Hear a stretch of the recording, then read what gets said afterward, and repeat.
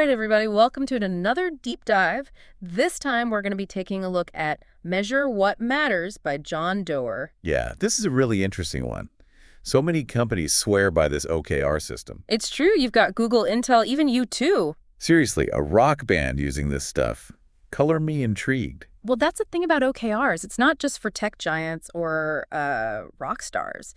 It's a framework for anyone who's ever set a goal and wondered, okay, but how do I actually make this happen? Which is all of us, right? I mean, who hasn't struggled with that? Seriously. So let's break it down. Objectives, think of those as your big, ambitious goals. The what's you're aiming for. Okay, got it. The big picture stuff. What about the nitty-gritty, the actual doing part? That's where key results come in. They're your measurable milestones, the hows that get you to your objective. So it's like a roadmap, but for your goals. Exactly. And what's really fascinating is that this whole OKR thing isn't some new fad doer traces it back to the 1970s at Intel. Wait, really? That's way before Silicon Valley was even a thing. I know, right? But even back then, Andy Grove, the legendary CEO of Intel, was already using a system called IMBO's Intel Management by Objectives. So this focus on measurable results, it's not just some trendy management consultant thing. It's got some serious history behind it. Absolutely. And for Doerr himself, discovering Grove's system at Intel was a total game changer. I bet. Especially coming straight from business school where, let's be honest, they don't always teach you how to actually get things done. It's so true. Doerr talks about how he thought he had it all figured out, but then he saw how Intel was using this system to execute, to turn knowledge into actual results, and it blew his mind. It's that old saying, knowing is half the battle.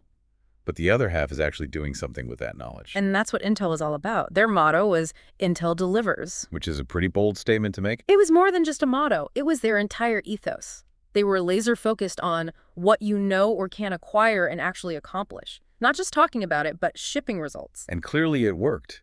Intel became a global powerhouse. Speaking of powerhouses, this is where things get really interesting. Google. All right, now we're talking. I mean, Google's like the poster child for innovation and growth. Exactly.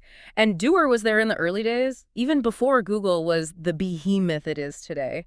He actually introduced Larry Page and Sergey Brin to OKRs back when they were just starting out. Wait, so this was back in the garage days. That's wild. Yeah, right?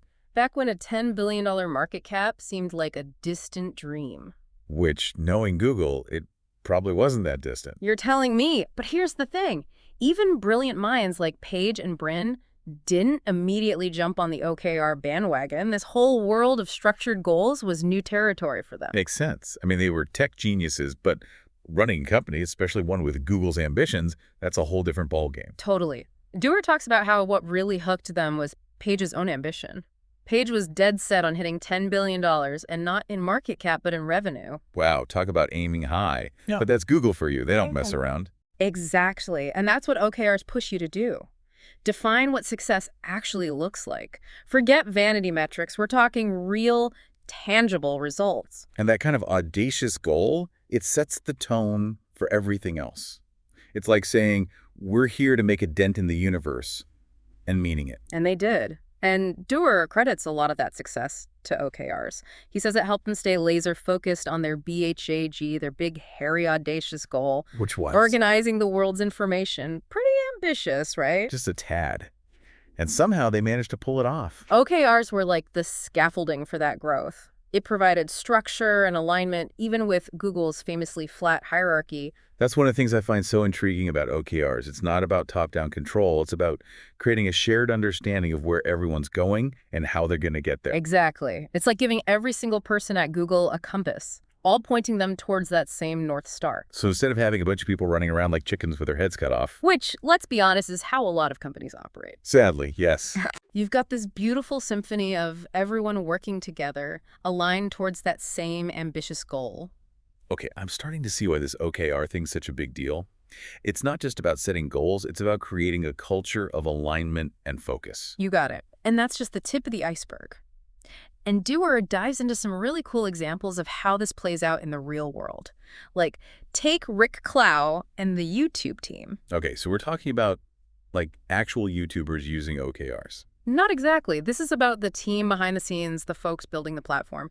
But get this, they took ownership of a company-level OKR. Wow, so they weren't just focused on, like, views or subscribers. They were thinking bigger company-wide impact. Exactly. It shows you how OKRs can empower people at all levels to step up and own their piece of the puzzle. Instead of just waiting for someone to tell them what to do. Exactly. It's about creating that sense of ownership and accountability no matter where you sit in the organization. Okay, I'm sold on this whole OKR thing. But let's get real for a sec. How do we actually put this into practice? Well, Doerr breaks it down into two key superpowers: focus and commitment. Let's start with focus, and for that, we're going to take a look at Remind, this really cool company that's using technology to transform education. I've heard of Remind. They do that thing with the text messages, right? It's like a lifeline for teachers, students, and parents. But it all started with the founder, Brett Koff, having this aha moment. He realized that teachers were struggling to communicate effectively, and it was holding back education in a big way. Makes sense. I mean, think about all the different ways teachers have to communicate. Newsletters, phone calls, emails. It's a mess. Total chaos. So Koff decided to tackle that problem head-on. He wanted to create a dead simple, secure way for teachers to connect with students and families. And bam, Remind was born. But I'm guessing it wasn't quite that easy. You're telling me. But here's where OKRs come in. As Remind started to grow, they had to make some tough decisions. Do they expand into new markets, add a million new features?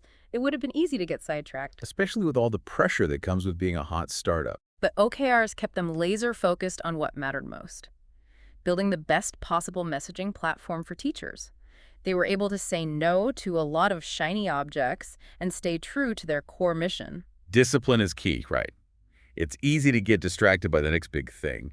But sometimes the best thing you can do is just keep your head down and focus on what you do best. 100%. But focus is just one half of the equation. We also need commitment. And for that, we're going to turn to Jenny Kim and her company, Nuna. Nuna? That name rings a bell. I'm not sure why. Well, buckle up, because this story is pretty amazing. Jenny has started Nuna with a mission to improve healthcare, driven by her own personal experience with the system's shortcomings. It's a powerful example of how personal commitment can fuel incredible innovation. Okay, now I'm really interested. Tell me more. So Jenny and her team, they were no strangers to OKRs. They had tons of experience from their time at Google. So they were practically OKR ninjas. Right, but even they hit some bumps in the road when they first started using OKRs at Nuna. Really? I thought this system was supposed to be, like, foolproof. It's not a magic bullet. It takes work, even for seasoned pros. Doerr emphasizes that it's all about adapting the system to your specific needs, your team, your goals. So it's not one size fits all. You got to find what works for you. Exactly. It's about experimenting, iterating, and yes, even failing sometimes. But the key is to keep learning and refining the process until it clicks. That makes sense. There's no such thing as set and forget it when it comes to building a successful company. Or achieving any big goal, for that matter. Truth. And this whole idea of alignment, it's super important for our listeners who really value understanding the why behind things. Alignment that's about making sure everyone's on the same page, right? Working towards the same goals, rowing in the same direction. Exactly. And it's something that a lot of companies struggle with, especially as they grow. You get different teams working on different projects, and it's easy to lose sight of that bigger picture. It's like that game where you whisper a phrase around a circle, and by the time it gets back to the original person, it's completely different. 100%. But OKRs can help prevent that from happening.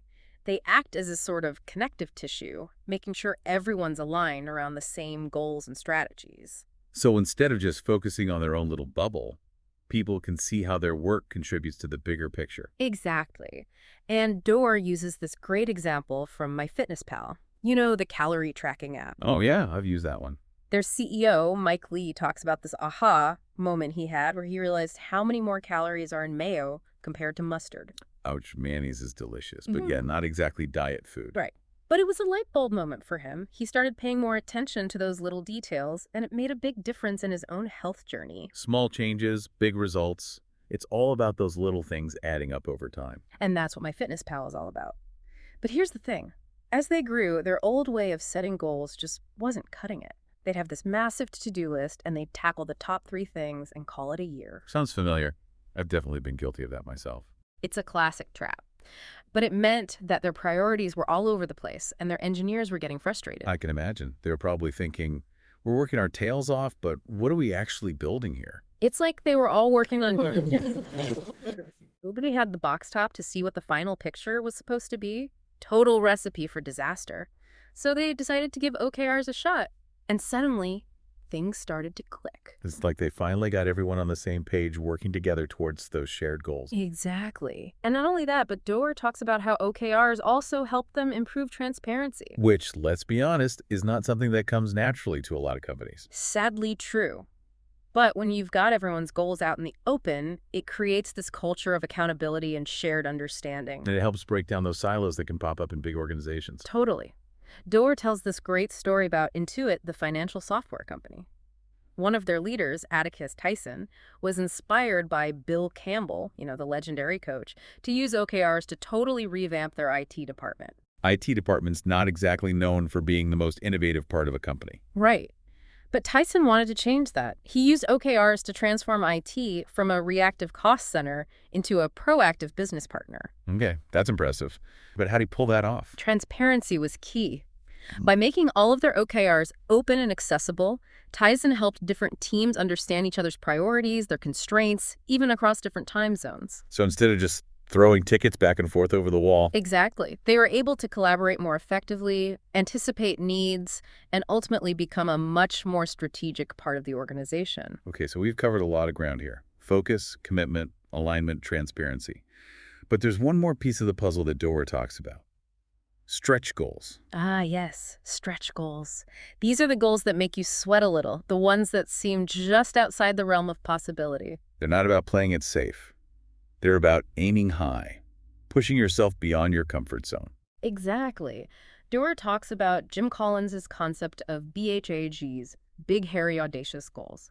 The kind of goals that light a fire under you and inspire you to achieve amazing things. And when it comes to audacious goals, Doerr has a pretty killer example.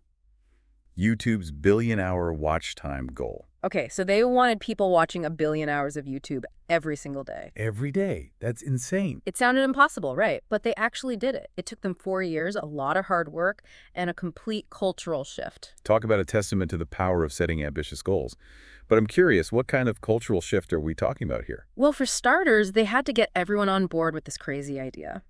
That meant getting buy-in from the top down. Even Larry Page was a little skeptical at first, but he eventually came around. It makes sense.